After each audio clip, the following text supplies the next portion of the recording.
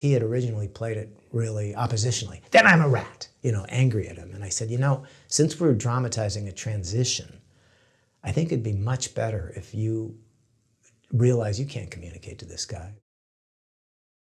Can you tell us some of the challenges you faced directing the second episode of The Sopranos? Yeah, The Sopranos was interesting. I had met David Chase when he was the showrunner on Northern Exposure, which was a wonderful show in the mid-90s, which I really recommend people seek out. And David then went on to direct the pilot for The Sopranos, and there were several months before HBO decided to make it as a series. And I was very honored and happy that David called me to direct the first episode that would air following the pilot. So the company came together, I think 6 or 9 months after the original pilot had been shot. So when I saw the pilot, I just said, oh my God, this is the greatest thing I've ever seen. And there were the challenges. It was almost like shooting a pilot again, because it was a whole new company coming together, and it was the first episode. And James Gandolfini, for example, who had made a wonderful career as a kind of a part-time player in a lot of different shows, was not used to a television schedule. I remember the first scene we shot, he was ready to call it a day, and we said, no, James, we got 4 more scenes today. But one of the interesting things in that episode, it was called 46 Long, and I directed other episodes of The Sopranos. That may be my favorite one, so if you haven't seen it, I really recommend it. But among some of the more memorable moments in it was, the episode actually was about Tony having to commit his mother, Livia, played by Nancy Marchand, to a assisted living facility. And one thing I'll share that David Chase has spoken about is that, and what really informed the series and gave it a lot of real great inner life, is that David had a mother that was the model for Livia, a real kind of sociopathic, misanthropic human being that was very challenging for him, just as you see Nancy Marchand's behavior is so challenging for Tony Soprano. And in this episode, he's trying to convince her to go into Green Grove Retirement Community. And one of the things that finally convinces him that he has to force her to is that there's a very funny scene in the episode where she's dropping her friend off at home, and she drives this big green honker of a car up a steep driveway, and the friend gets out and leans down to pick up the newspaper, and Nancy Marchand looks behind her, thinks she's backing out, but then presses the accelerator and runs into the friend, who falls right back into the windshield. And it was one of those moments. Fortunately, the stunt person was all right, but it was one of those moments that sometimes it happens that fate is with you and the elements just come together. It was a beautiful, fun stunt. But one of the challenges I had, and I cite this in the book because I have a chapter entitled Creating the World of Your Story, which is another way of saying contextualizing things. Because contextualizing is so important to bring the audience along, to acquaint them with what are the conditions that they're being acquainted with. It permits them to understand what's happening. If you don't do that work, things can happen and they don't land because people don't understand in what context they're happening or what's going on. So that much of the job of directing for me is to kind of fill in things for an audience of, as unobtrusively as without calling attention to it. I'm acquainting them with the rules of this world and the specifics of the situation. And in the pilot, many people I'm sure will recall, Tony was revealed as suffering from panic attacks, and he had sought out Lorraine Bracco, playing Dr. Melfi, as help, and that was one of the genius conceits of the whole show, the mob boss having talk therapy. So in this episode, there was one sequence where I want to talk about it just because it was an example of finding a way to contextualize something to give the audience a deeper experience of it. And there was an early sequence when Tony is approached at his place of work. He goes into work and he's having to juggle many things. He's having to juggle trying to reach a important business partner, and his guy who's answering the phone being totally inept and cutting him off, and him worried about that. He's having to adjust with various people coming up to him, Silvio and Christopher, and with their own needs, and saying, Tone, we got to do this. And they're trying to please him, but they all feel entitled to his attention. So that was one of the things I wanted to do. I wanted to create the sense of the stress Tony lived with. So I would direct so one of the things I did was to direct all the actors to make sure when they approached Tony that they felt completely entitled to take all of his time to hear the particulars, their intention being to impress their boss, but they're not aware that comedically they're actually pissing him off a lot because they're not allowing him to get to the 12 other things he has to do. So that was kind of happening, and he also is having to find his wife, Carmela, has asked him to help out Junior's junior high school teacher who had his Saturn car stolen. Can't we try to find it? So he's having to please Carmela. He's having to please this business associate. He's having to address all of his, all of his underlings' needs. And you can see he's just tightly wound, but he's doing a really great job of it. And until he gets a call from his mother. And that's the show-stopping centerpiece of the sequence, when you get to see the dynamic between Livia and Tony. All right, so I wanted to create a context for understanding that. The first gambit was, of course, to give everybody this kind of entitlement as they approach him and not responding to any of his cues that he has anything else to think about. But with Olivia, I wanted to kind of somehow create in the audience an awareness of how difficult a personality she was for him. And I thought, this is a strip club. This is the Bada Bing, as everybody knows, most people. And there were these nude dancers on the dance floor, doing the pole dancing. And I thought it would be really interesting if when Tony takes the call from his mother, if I position him in such a way that these nude dancers are dancing behind his head. And that also affected my lens choices because, to shoot, say, a shot this size on a person, a close-up, you can do it with a long lens, which means you see very little of the background behind because it's telephoto. Or you can bring the camera in really close and have a wide lens, which means you see, the whole room. So I chose a wide lens to shoot Tony, answering this call from his mother, who, misses no opportunity to guilt trip him about his inattention.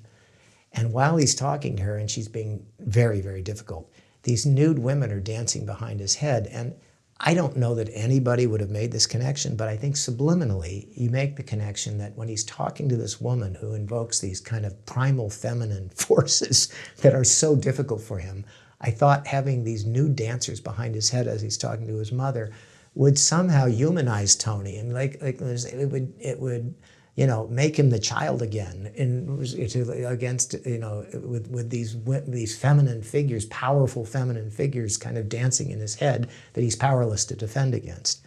So that was how I filmed it, and I thought that and then the scene was great. I mean, Olivia winds up setting fire to her kitchen, and Tony doesn't know what to do. He says to stop everything he's doing and run, get Carmela to go over to the house. So it kicked off the episode in an interesting way. But I thought it was by contextualizing the moment in a subtle way that wasn't scripted.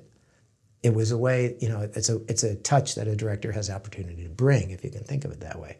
There was another instance of that I'll cite in another great show I was fortunate to direct, The Wire. I directed several seasons of The Wire. I directed an episode in 4 of the 5 seasons. And in the last season, I directed an episode called Transitions. And that showed various characters transitioning to different levels of responsibility or within the hierarchy, either of the drug culture or the police department. And several climactic things happened, one of which was Prop Joe, one of the beloved characters. Beloved, he was a tough drug dealer, but he was a great character. He's executed in this episode by the character Marlowe. So you see him transitioning to the end of his life while Marlowe transitions to ascend to the top of the drug hierarchy. There were various transitions like that happening throughout, and one of them was between two characters who were kind of comedic relief a lot of the time, but also genuine characters in their own right, two policemen, Carver and Herc. And Herc, the previous season, they'd had a lot of misadventures together we'd seen over various seasons. And finally, Herc had been drummed out of the force for some indiscretion he had done. Carver, in this season, has been promoted to become a sergeant. So he's having to see things from the other side of the desk in a little different way. And what happens in the episode is that he sees that he has more responsibility and that he can no longer look the other way. And one of the police guys working beneath him has done something very bad. He's actually attacked a school teacher in the midst of a routine drug bust. And he's been cited by the department, and the police, his own troops, are gathering around him. Okay, this is how we're going to do it. We'll tell him, the guy was being obstructionist, which we know he wasn't. He was a simple bystander. And Carver confronts the character as Colicchio, is the character for those fans of The Wire. And he tells Colicchio, he's trying to help him, and he says, okay, this is what we're going to do. We're going to say this happened, this happened, this happened, this happened. And Colicchio says, nah, fuck him. He was an asshole, and I'm glad I did what I did. And Carver just looks at him and just says, okay, you're toast. I'm turning you in. And Colicchio says, then you're a rat. And Carver just says, then I'm a rat. And I'll say this wasn't the point I was going to get to. I'm going to get to another point. But that was fun. That was a fun moment for me because I realized I helped the actor with Carver with that line because he had originally played it really oppositionally. Then I'm a rat, angry at him. And I said, since we're dramatizing a transition, I think it'd be much better if you realize you can't communicate to this guy, with this guy. You're not, you see in his refusal to take responsibility that he's lost you. So let him think whatever he wants. Don't oppose him like to change his view. And he just threw it away and says, then I'm a rat. Knowing I'm not a rat, you're an asshole. and so that was kind of a nice moment. But the point I was trying to get to was that there is a scene where the other police officers try to get Carver to reconsider, not to turn in Colicchio. So they enlist the help of his former partner, Herc, who's no longer in the force. And they get Herc to meet with him in the parking lot of the precinct to say, try to talk some sense in him. Come on, appeal. Come on, we're brothers here. Don't do this. So there's a scene where the two of them are having a beer in the precinct parking lot. And again, trying to contextualize, I put a symbol of Herc's new, he's now signed on with a corrupt lawyer and he's gone for the money. And he's driving a Mercedes. So I put a Mercedes right there. And so Carver is sitting on the hood of a police car with Herc on the police car, but you can see the Mercedes, so you get a sense of, okay, this is how things have changed. And in the course of the discussion, what's going to happen is Herc is going to say, come on, what do you think? Maybe cut him some slack, is it really so bad? And Carver doesn't answer him directly. Instead, he spins a story, which we've seen in a previous season. Herc had missed had not acted on something he needed to act on in order to save one of the most endearing characters, a young boy named Randy, who had snitched and helped the police in a way he should have, because it was a horrific thing that he witnessed. But he made it very clear, you can't tell anyone that this has happened or I'm dead. And they set up a set of signals that would happen if it looks like he's about to be outed. And the police were going to somehow create a different impression. And Herc missed the signal. So the boy, Randy, wound up getting labeled as a snitch, and he wasn't killed, but he was sent to a reform school where he was beaten every day, and he was totally deadened as a character. And Carver knows this. And instead of answering Herc directly, he says, Randy, that character Randy? And Herc says, yeah, so what? He says, well, we let him down. You let him down. He says, yeah, so what? He says, well, it matters is what? It all matters. So you get that sense that in this moment, you're watching a transition happen, that Carver has now accepted that there are consequences to the way we act. And the force of how he did it simply shows Herc that he's right. And Herc, instead of transforming Carver, is himself transformed. And he says, you do what you have to do. Turn Colicchio in. It's the right thing to do. Don't care at all what the other guys think about it. It's the right thing to do. Okay, so that's the transition. That's what we're dramatizing. And it's a powerful scene, and it played great, and they did great. But I was thinking, what can I do to contextualize this, to give it perhaps greater depth and resonance? And during prep, I remembered a previous episode of The Wire, and one of the great things about The Wire and the storytelling in The Wire, David Simon and Ed Burns, David Simon created the show, they never spoke down to the audience, and they never felt they had to recapitulate things. You know, in so many stories, if there's a story point that references something from 2 seasons ago, either they'll show it previously on and they'll show that, or they'll have characters talk about, reset it so that people have it in their minds when they watch it here. The Wire never did that. If you missed something in a season, you missed it. And then, you know. But I had seen something in a previous season where David Simon had scripted that when the police exit into the precinct parking lot and drinking beer, they ritually would hurl their beer cans or bottles up onto the roof. And the reason he put that in is he had embedded with the Baltimore Homicide Department, and he loved, and this was a real thing they did, so he loved injecting these authentic touches into The Wire. And I remembered this scene where these guys, apropos of nothing in particular, but they just had a beer or drank and said, hey, hey, and they threw it up on the roof. And I thought, okay, how might it be an interesting thing to start the scene from the rooftop and have a camera gliding across all these discarded cans and bottles and seeing in the frame down below Carver and Herc seated on the car, small figures. And it would perhaps contextualize what was happening here by contextualize this as a kind of ritual space. This is a place where policemen gather and let their hair down and act and just, you know, speak truth to one another.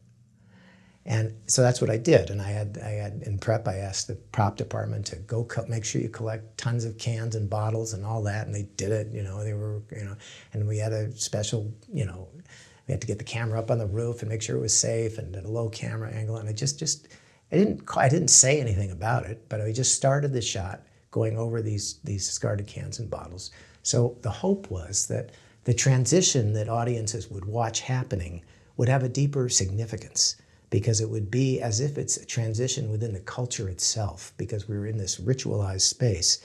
Didn't cut back to it, didn't do anything else, but it just set a context for those who really were careful viewers of the show. I think they'd experience the scene a little more deeply.